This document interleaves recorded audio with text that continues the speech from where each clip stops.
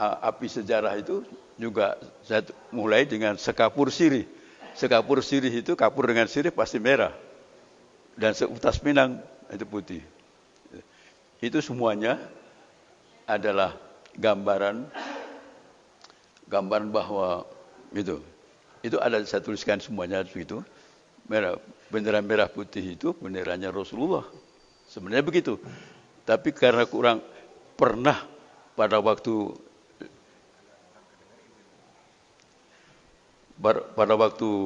berjalan waktu dari proklamasi sampai ke ini, maka kita semuanya diberitahu oleh, karena yang menguasai Jakarta itu bukan ulama, maka lalu dikatakan merah putih itu Mojopahit punya bendera. Tapi sebenarnya adalah sebelum Mojopahit itu sendiri abad 7 sudah ada bendera merah putih. Tapi mereka ada de-islamisasi, menuliskan sejarahnya itu Islam itu disingkirkan. Jadi kita semuanya diingatkan oleh Allah bahwa, maksud saya kita harus bersyukur bahwa kita semuanya ini adalah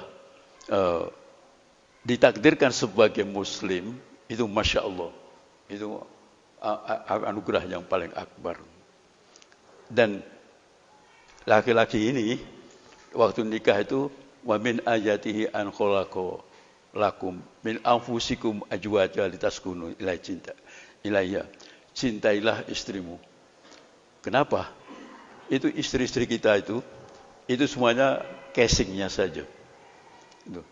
Laki-laki ini semuanya dipilihkan oleh Allah. Pilihan itu luar biasa cantiknya.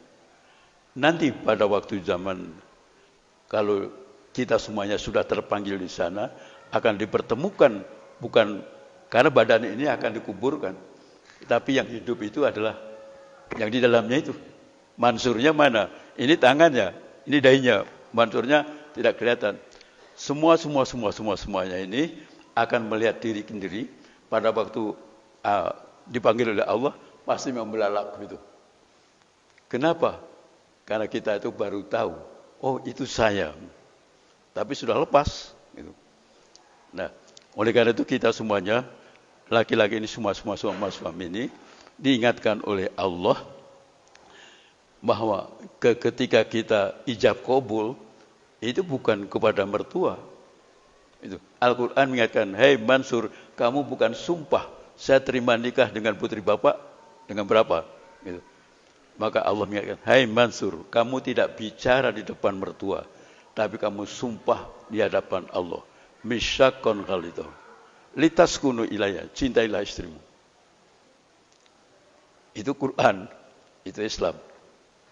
Itu memerintahkan demikian. Karena apa? Kita akan diperlihatkan istri kita itu bukan ini. Bukan yang kelihatan itu. Maka semua laki-laki akan terkejut. Pilihan Allah, wa min ayati an khalaqalakum. Kalau Allah itu menggunakan istilah khalaqal dalam Al-Quran, itu menyebutkan memilih itu bukan dipilihkan orang lain, tapi Allah yang menyatukan perkawinan itu. Dan kemudian diingatkan oleh Allah, istrimu akan kuperlihatkan 40 bidadari, itu yang tercantik nanti ratunya adalah istri kita. Maka laki-laki yang suka berbuat tidak benar, maka lalu akan menyesal sekali. Karena kaget, wow, betul-betul Allah itu membuat istri saya itu dipilihkan yang terbaik. Kalau kita baca 68 ayat 14, itu ibu-ibu ini semua, maaf, ini Quran. Wanita-wanita itu nanti ina min ajwajikum auladakum, istri dan anakmu itu adwalakum, akan beda. Itu. Tindakannya, kata-katanya itu beda.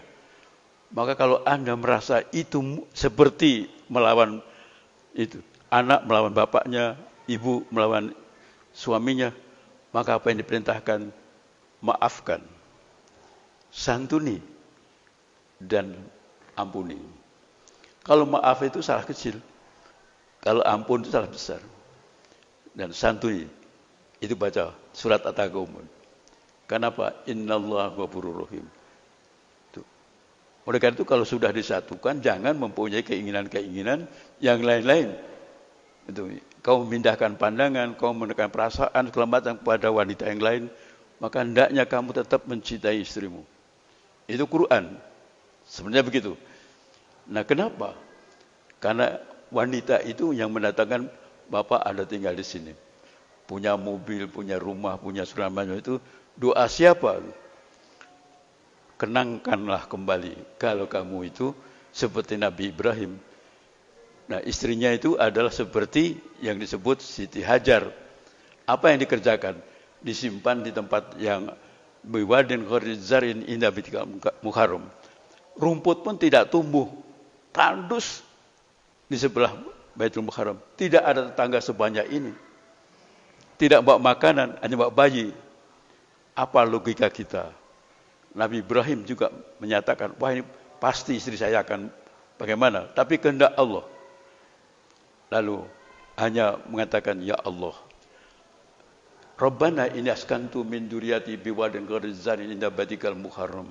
Rabbana laqimus shalah waj'al afidatan minal nasi tahwi ilaihim warzuqhum minas samarat la'allahum yashkurun. Itu doa Nabi Ibrahim setelah meninggalkan istrinya, tanpa bawa kue begini, tanpa bawa air, hanya bayi. Nabi Siti Hajar juga menyatakan, ya Ibrahim, kenapa aku tinggalkan di sini? Itu. Tidak ada siapa-siapa dan tidak bawa apa-apa. Ibrahim diam saja. Diulang 3 kali tidak dijawab. Maka pertanyaan yang keempat, apakah ini perintah Allah?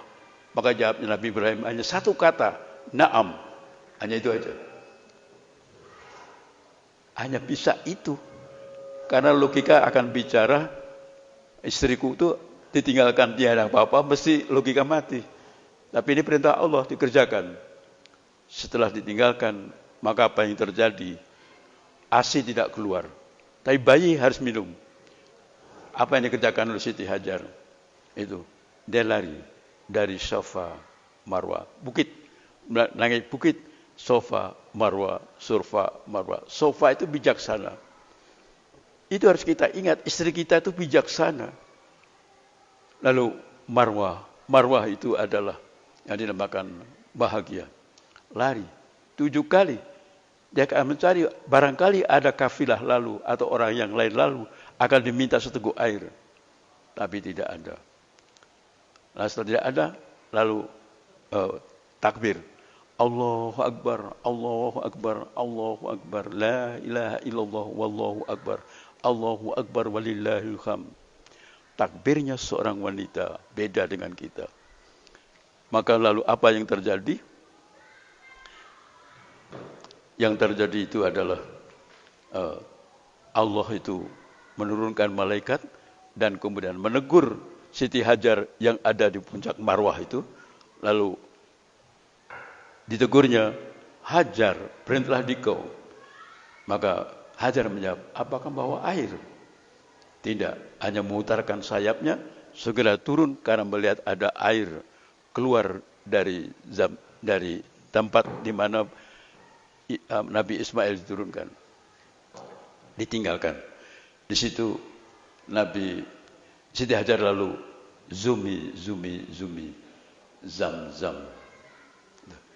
Hei laki-laki semuanya, perhatikan rezeki yang kau memiliki itu adalah berkat doa istrimu. Kenapa? Gitu. Karena rahim itu, Anna Allah, Anna Ar-Rahman, khalaqtur rahim. Aku yang menciptakan rahim-rahim itu. Dia punya kekuatan yang sangat dahsyat. Ar-Rahimu muwatal bil arsy. Rahim itu bisa menggetarkan aras. Rasul ditanya, ya Rasulullah, kenapa air itu enggak pernah habis-habisnya? Maka jawab Rasulullah, hati wanita itu kalau sedang sakit hati, maka rahimnya bergerak. Gerakan rahim itu membuat nanti terjadi menggetarkan 7 lapis langit dan juga 7 lapis bumi dan menggetarkan aras. Maka doa wanita jauh lebih cepat daripada pria. Bapak-bapak semuanya itu disuruh masjid ke masjid ini berjamaah. Itu berarti kekuatannya itu ibu bisa di rumah saja sendiri berdoa. Tapi kalau apa-apa harus beramai-ramai baru sukses. Itu luar biasa. Ajaran Islam itu. Maka digambarkan itu. Berapa itu kekuatan wanita ini bisa bayangkan gitu. Semuanya membuat kita itu bagian tubuh ini ada serba 7. Kalau Bapak nanti sujud itu dahi, tangan itu dan lutut 2 dan telapak bawah ini 7 semuanya. Berapa Ka'bah itu? Tingginya 2 kali 7. Tawaf 7. Sya'i 7. Hari 7. Al-Fatihah. Ummul Quran bukan Bapak Quran. 7. Semuanya 7. Maka perintahnya litaskunu ilaiha, cintai istrimu. Itu kalau ingin sukses gitu. Kalau tidak percaya itu yang ada di penjara-penjara itu karena KPK kesandung P perempuan kedua, maka akibatnya kena KPK itu repot. Ketua KPK sendiri yang pertama itu juga kesandung dengan Yuni di Mahakam, masalahnya uangnya berapa juta itu, akhirnya dia ketangkap jatuh. Jadi jangan sampai kita itu, kenapa ibu-ibu itu walaupun tidak tahu bapak tidur dengan wanita yang lain, tapi dia tahu. Rahimnya itu tahu. Robbi ini kutitu, ya Allah aku diputuskan oleh suamiku.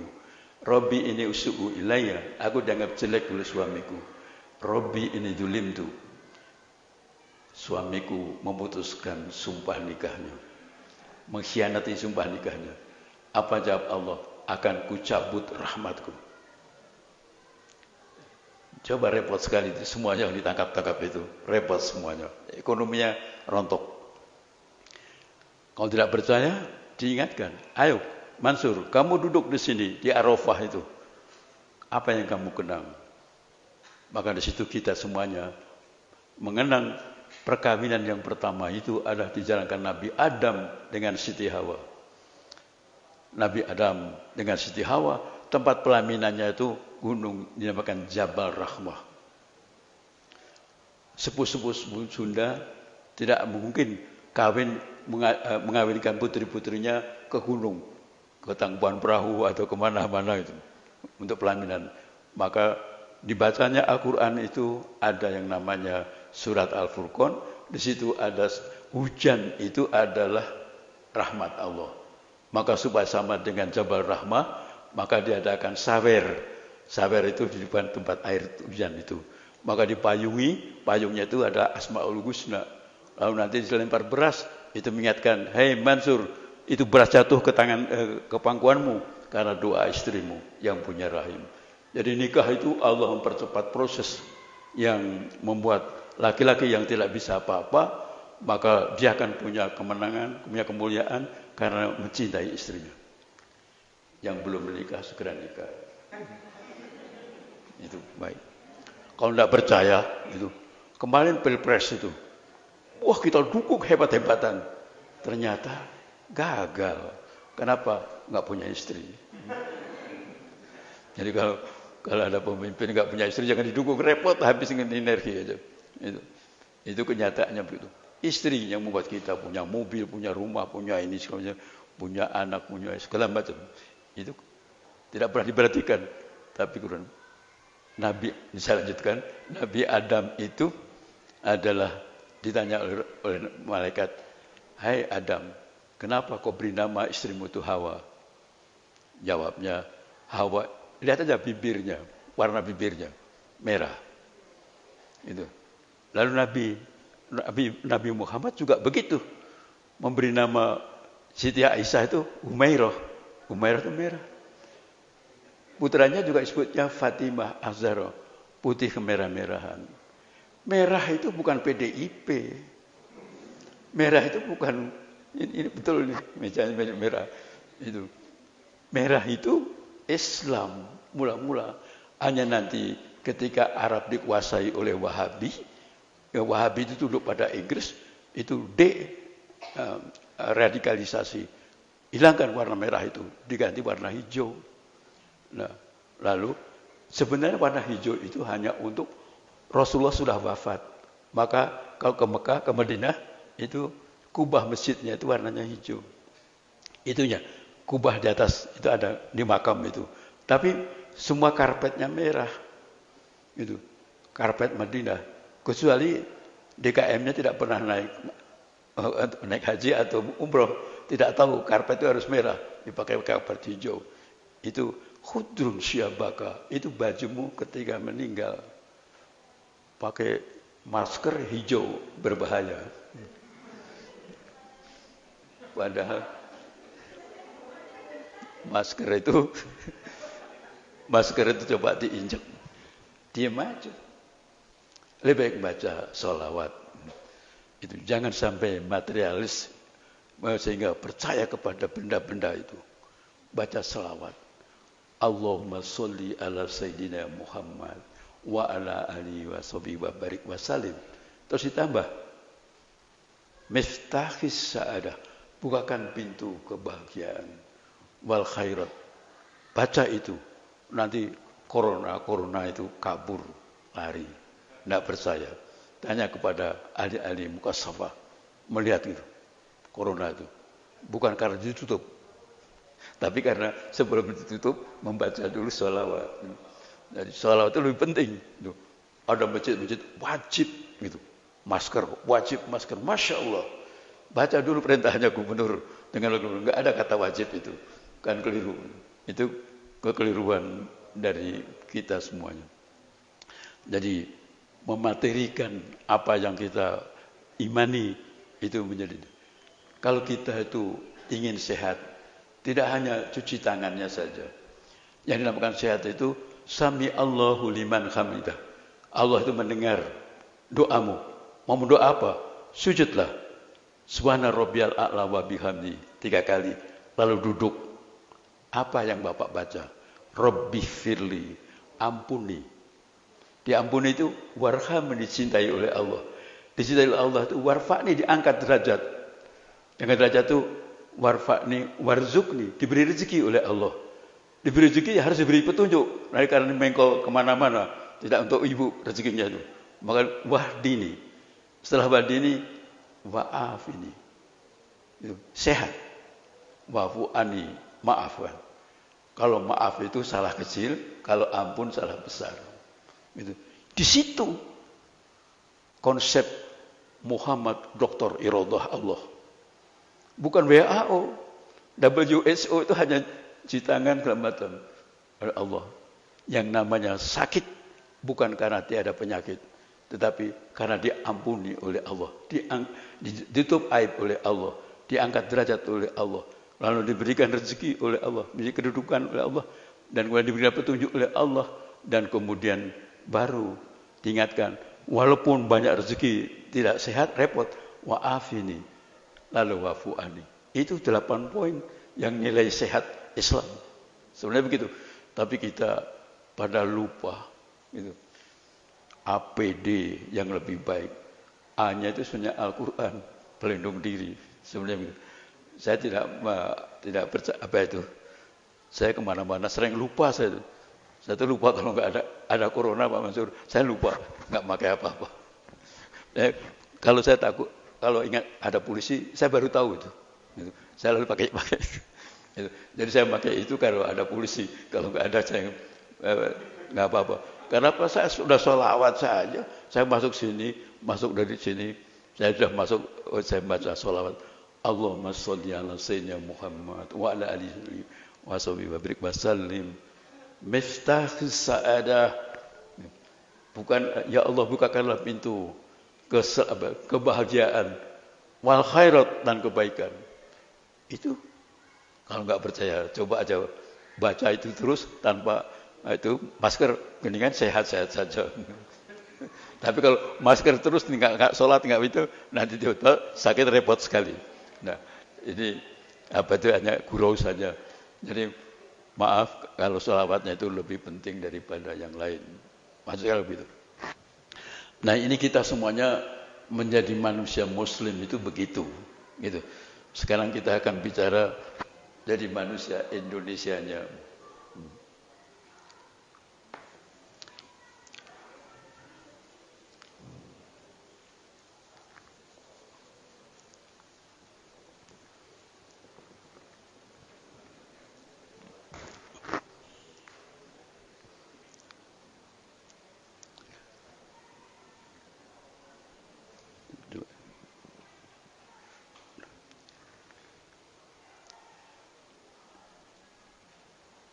Ini Spanyol, ini Italia yang banyak jadi makan kue itu. Lalu ini adalah krim, ini Turki, ini Syria, lalu Afrika Utara ini, lalu Afrika Selatan, gitu. Lalu kita ini Laut Merah tempat Fir'aun tenggelam. Ini Teluk Persia, ini Afghanistan sampai ke Pakistan, lalu ini India, ini Bangladesh, ini Malaysia, lalu ini kita masuk ke Cina, gitu. Lalu ini adalah Korea, ini Kamchatka, lalu kita ini masuk NNC, gitu. Ini yang dinamakan Norwegia dan Swedia, ini Inggris, ini adalah Irlandia, ini Madagaskar, ini Sri Lanka, ini Sumatera. Kalau ibu masuk kamar mandi, semua untuk menyuci rambut dan segala sabun sudah nggak ada istilah sabun, sekarang hanya soap. Dan untuk semuanya sudah bahasa Inggris. Inggris itu besarnya hanya 2/3 Sumatera sebenarnya. Tapi di mana-mana masuk hotel nggak bahasa Indonesia lagi, in. Waktu mau keluar out, masya Allah. Yang punya duit udah bahasa Inggris saja. Saya malu itu. Lalu di sana itu yang namanya Garut itu. Di Garut itu bahasa Inggris semuanya. Itu astagfirullahaladzim. Itu yang dinamakan Trade Center Garut. Astagfirullahaladzim. Kalau malam ini menyala itu. Semua di Garut itu bahasa Inggris. Astagfirullahaladzim. Masya Allah. Sudah nggak ada, semua diganti hill. Gitu. Jadi nggak ada bukit lagi, nggak ada gunung. Dia nggak ada pasir. Semua diganti bahasa Inggris. Semuanya Kamojang Hill, astagfirullahaladzim, Kamojang Hill. Saya bahasa Inggris. Padahal Inggris itu 2/3 Sumatera. Luar biasa kecilnya. Bapak tahu Bandung ini namanya Paris Van Java. Paris itu ibu kota Perancis. Ketika Daendels itu Belanda sebenarnya. Nah, dan ikut Napoleon, maka ketika membuat Bandung ini menjadi ibu kota, di samping Jakarta, Batavia itu, maka Bandung ibu kotanya. Lalu disebutnya Paris Van Java. Kenapa Van Java? Karena dia orang Belanda, tapi pro pada Inggris. Yang namanya Kalimantan itu hanya sebesar, Prancis itu hanya sebesar Kalimantan.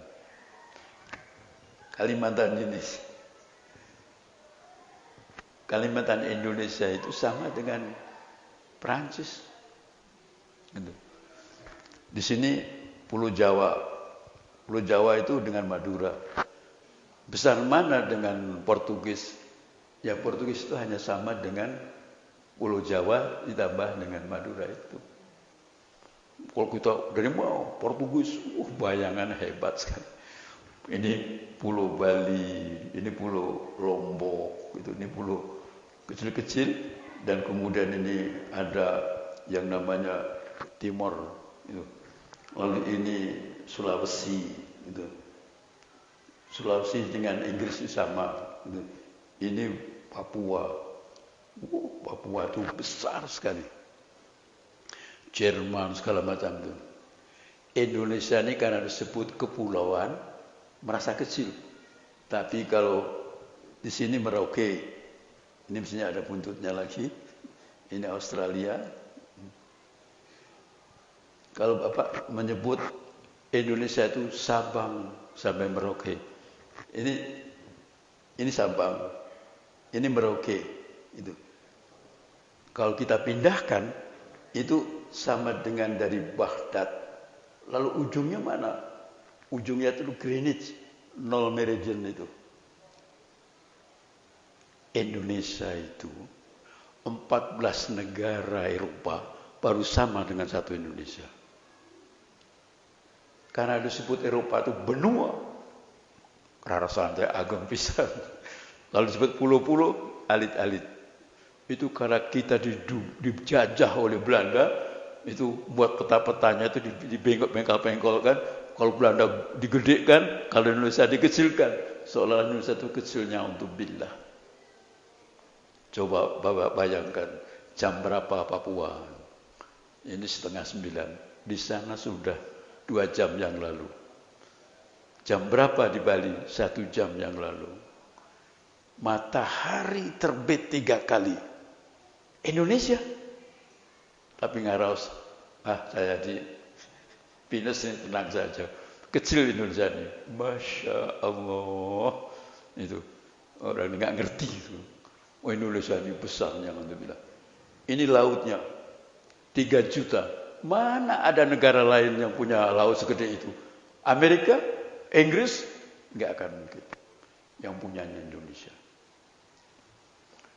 Eropa itu hanya punya musim 4. Apa? Musim semi. Apalagi musim dingin.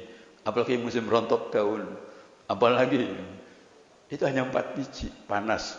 Hanya 4. Indonesia musim duku, musim durian, musim itu daunnya saja dihebat-hebatkan. Itu itu daun musim semi itu keluar daun. Itu Masya Allah. Autumn leaf jatuh semuanya daunnya. Indonesia bukan daunnya.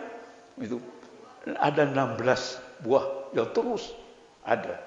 Luar biasa gitu. Kalau melihat pisang itu dalam surat Waqiah itu kan itu buah surga, di mana-mana ada pisang. Masya Allah. Mungkin Nabi Adam itu turun dari surga itu di sini. Sebelum dunia ini pecah karena ada banjir Nabi Nuh, itu dunia itu masih one continental itu. Indonesia itu surga yang awal. Itu mungkin gitu. Masya Allah, segalanya ayat. Bapak tambang apa yang ada? Luar negeri, sini ada. Di Jawa Barat juga ada. Gitu. Berapa tahun dijajah oleh Belanda itu? Diambil emasnya, masih banyak. Nggak pernah miskin. Gitu. Luar biasa Indonesia. Karena apa? Ada ulama. Itu. Indonesia itu menurut sekarang data baru yang saya terima, maka Jawa Barat ini tempat dakwahnya Sayyidina Ali. Ini ditemukan sekarang kejelasannya itu ada dari Spanyol yang selama ini didiamkan, disembunyikan oleh Belanda. Di Oxford University juga menjelaskan Sayyidina Utsman itu juga ada di Kalimantan dan segalanya ini. Itu luar biasa. Jadi kita bisa melihat Indonesia itu negara yang harus kita syukuri. Itu dijajah. Itu disembelih tuh kiai-kiai itu dibunuh di mana-mana tuh Belanda itu. Bapak kalau ada melihat kota Bandung itu, ini ada yang namanya kantornya Pak Odet itu. Lalu di sini ada Jalan Merdeka, ini Jalan Wastu Kencana. Lalu di sini ada pertigaan gitu. Di sini Jalan Jawa ini ada gereja katedral. Di sebelah sini ada ini Jalan Wastu Kencana ini ada gerejanya. Gerejanya itu adalah Betel. Itu. Yang sebelah wetan sini ini balai kota. Yang sebelah wetan terus sampai ke Kosambi itu untuk Katolik. Nah, Yang dari sini sampai ke Cimahi itu untuk Protestan. Kalau Bromeus ada di sini di Merdeka. Kalau Santosa ada dekat stasiun. Setiap ada penjara pasti ada kantor pos. Itu. Dan kantor pos itu pasti penjara itu dekat dengan gereja itu pasti dekat kereta api. Di depan kereta api itu ada yang dinamakan di sini penjara. Ini ada kantor pos. Di jalan Asia Afrika itu ada penjara. Itu kenapa penjara itu harus lewat Gudang Selatan, Gudang Utara. Lalu berhenti di Cikudapat tuh. Di situ ada yang dinamakan pabrik pelurunya. Itu Pindad.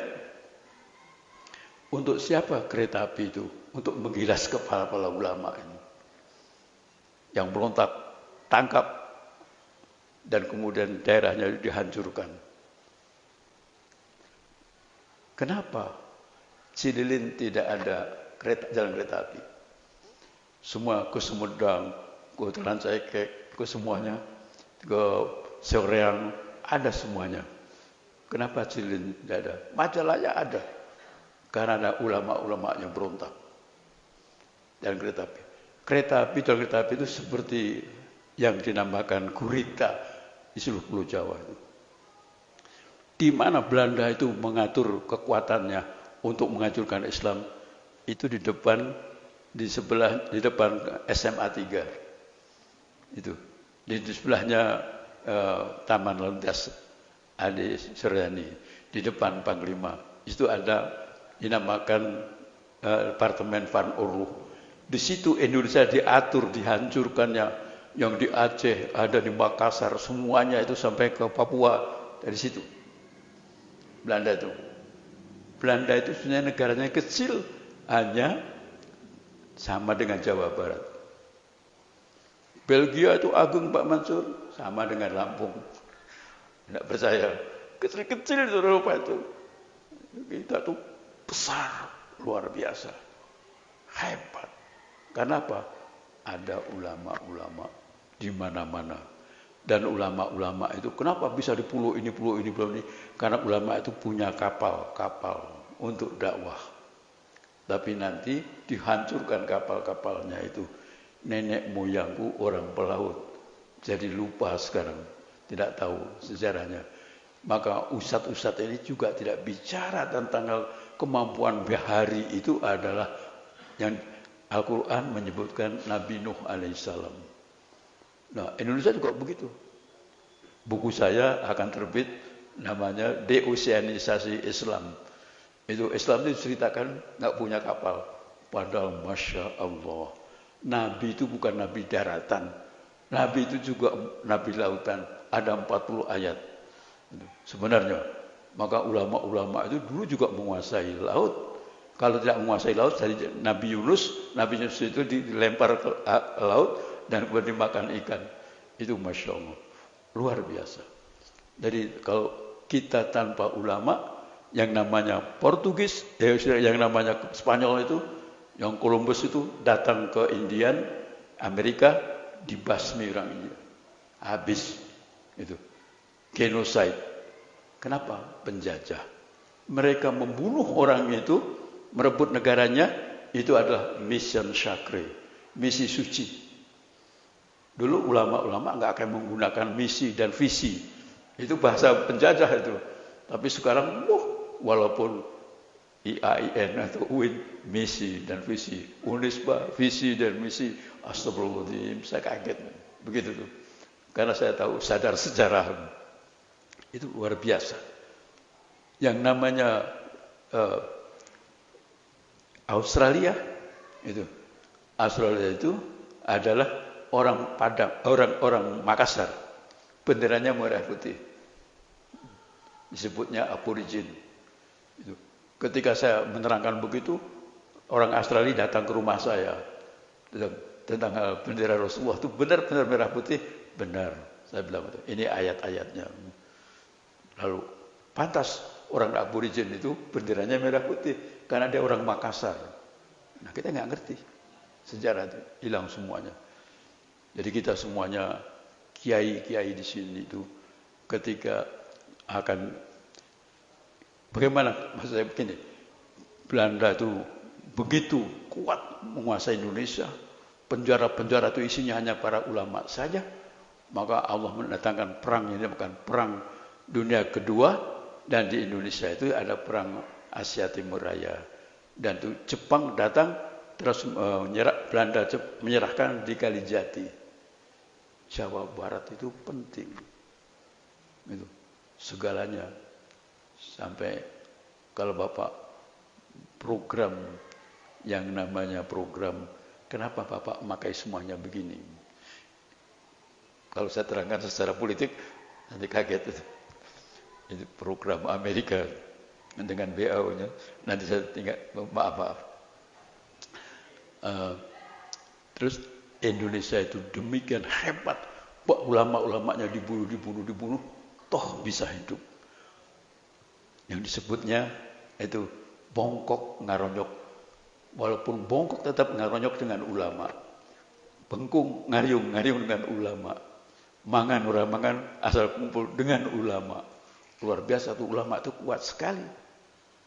Nah, Jepang datang dan kemudian hanya 3 tahun, dan kemudian itu Inggris, Belanda, Amerika, Perancis, Rusia itu komunis, bergabung dalam sekutu, berjanji di Potsdam, di kota Potsdam sini, dinyatakan bahwa setelah perang selesai maka penjajah menerima jajahannya lagi. Rusia itu komunis, PKI pro pada Rusia. Maka ketika Bung Karno akan proklamasi, PKI sibuk menggagalkan. Tetapi para kiai itu, Bung Karno itu menurut dokter pribadinya, lalu dia buat buku namanya Saksi Sejarah. Bung Karno itu datang ke Kiai Abdul Mukti, Pak Kiai, kapan proklamasi yang baik? Bung, tanggal 9 Ramadan 1364. Jumat Legi 17 Agustus 45. Itu diserahkan pada saya. Astagfirullahaladzim. Dengan yang nantoskan tanggal itu kiai. Lalu datang ke Hasyim Asy'ari. Hasyim Asy'ari itu kiai, itu mbahnya Gus Dur itu. Dan, Pak Kiai, bagaimana proklamasi? Bung akan jadi presiden. Itu ada itu. Masya Allah. Bung Karno terus tanya-tanya tuh kepada kiai-kiai itu. Kalau nggak percaya calon presiden pasti tanya pada ulama. Lihat saja Jokowi. Jokowi datang ke Mbah Mu'in, kemana? Mbah Maimun Juber. Semua tanya. Itu. Nah, Bung Karno juga betul. Jalan-jalan, tanya semuanya, lalu proklamasi. Ketika diculik oleh PKI tanggal 15 Agustus, nggak mau dia. Yang proklamasi tetap 17. Itu adalah dari Pak Kiai. Lalu proklamasilah Bung Karno berkat rahmat.